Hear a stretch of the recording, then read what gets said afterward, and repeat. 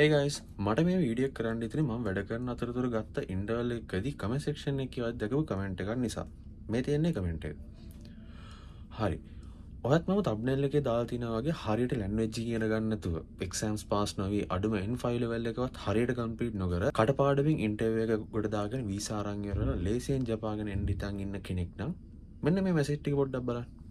මේ මට ගිය අවුරුද්ද ඔක්තෝබර් වගේම මේ අවුරුද්ද අප්‍රේල් ඉන්ටේක් වල ජපාන් ආපු ළමයි කීප දෙනෙක් දාපු මැසේජ් කීපයක්.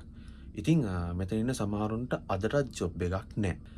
ඉතින් ඇත්තටම අර මගෙන් අහලා තිබ්බ ප්‍රශ්න උත්තරය වෙන්නේ ඇත්තටම දැන් ජපානේ part time job එකක් හොයාගන්නවා කියන එක පාටම අමාරු වැඩක්. හේතුව ඉස්සර වගේ නෙවෙයි ඉන්ටර්ව්ස් වලදී අනිවාර්යෙන් මැනේජර්ස්ලා එහෙම නැත්නම් ඕනර්ස්ලා ඔයාගේ ලැන්ග්වේජ් එක අනිවාර්යෙන් බලනවා. ඔයාට කතා කරන්න පුළුවන්ද කියන එක අනිවාර්යෙන් බලනවා. කොම්බිනි රෙස්ටරන්ට් මැක්ඩොනල්ඩ් වල වගේ නම් මේක 100%ක්ම බලනවා. ඒගොල්ලෝ කියන එක හොඳට තේරෙනවද? වාට ඒකට රිප්ලයි එකක් දී ගන්න පුළුවන්ද? කස්ටමර් කෙනෙක් එක්ක කතා කරගන්න පුළුවන්ද? මෙන්න මේ වගේ දේවල් ගොඩක් ඒගොල්ලෝ බලනවා. ඒක නිසා thumbnail එකේ තියෙනවා වගේ ඔයත් හරියට ලැන්ග්වේජ් ඉගෙන ගන්න නැතුව ඒක ඒජන්සි එහෙම නැත්නම් එක ගුරුවරු කියනවා වගේ හරියට ලැන්ග්වේජ් ඉගෙන ගන්න නැතුව ගිහින් ඉවරලා වාගේ මෙහෙ වැඩ ටික ලේසියෙන් කරගන්න පුළුවන් වගේ හීනෙක වා ඉන්නවනම් ඇත්තටම ඒ தත්ත්වය ඉස්සරට වඩා දැන් වෙනස්.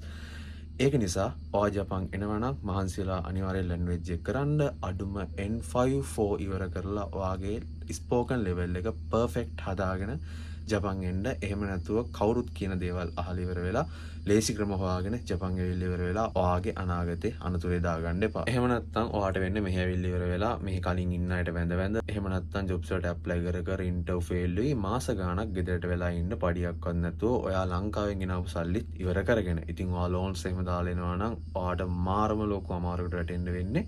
ඒක නිසා ඔයත් ජපාන් එන්න ආසාවෙන් හරි මේ වෙද්දි ජපාන් එන්න වැඩ ටික කරගෙන යන්නේ හරි කෙනෙක් නම් තව මාන්සිලා හොඳට ලැන්ග්වේජ් ඉගෙන ගන්න තමන්ගේ ස්පෝකන් ලෙවල් එක පුළුවන් තරම් හොඳ තැනකට හදාගන්න. හදාගෙන ඉවරලා හරි විදියට ජපාන් එන්න ඔයාට ජීවිතේ වර්ධින්නේ නැහැ. ඉතින් සුබ පතනවා ඉක්මනටම vlog එකක් අරගෙන එන්නම්.